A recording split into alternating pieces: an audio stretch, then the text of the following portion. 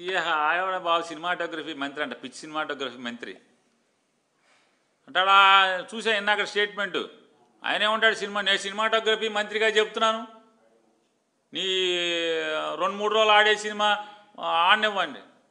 అసలు ఇతను ఎందుకే బాబు, అసలు మామూలుగా మ్యాట్నీకి ఎత్తేస్తారా సినిమాని, ఇతను చేయిపోతుంది. అతని సినిమా మ్యాట్నీ మార్నింగ్ షో పడితే మ్యాట్నీకి ఆడటమే కష్టం, ఇతను ఎందుకు ఆపటం. సినిమాటోగ్రఫీ మంత్రి వచ్చి ఆపాలండి సినిమాలు. జనమే చూడట్లేదయ్యా బాబు అని చెప్తుంటే,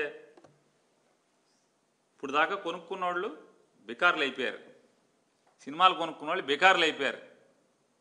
ప్రభుత్వానికి జిఎస్టీ కట్టలా ఇంతవరకు ఆ ప్రొడ్యూసర్. ప్రభుత్వం నుంచి అడిగిన ఒక్క అధికారి లేడు. జిఎస్టీ కట్టపోతే ఇంతవరకు ఆ సినిమాకి ప్రభుత్వం నుంచి అడిగిన వాళ్ళు లేడు ఎవడు. వేరే వాడిని అయితే ఊరుకుంటారా అని అడుగుతున్నాను. సినిమాలకు జిఎస్టీ కట్టరు, కొనుక్కున్న వాళ్ళేమో బికార్లు అయిపోయి పాపర్లు అయిపోయిన పరిస్థితి.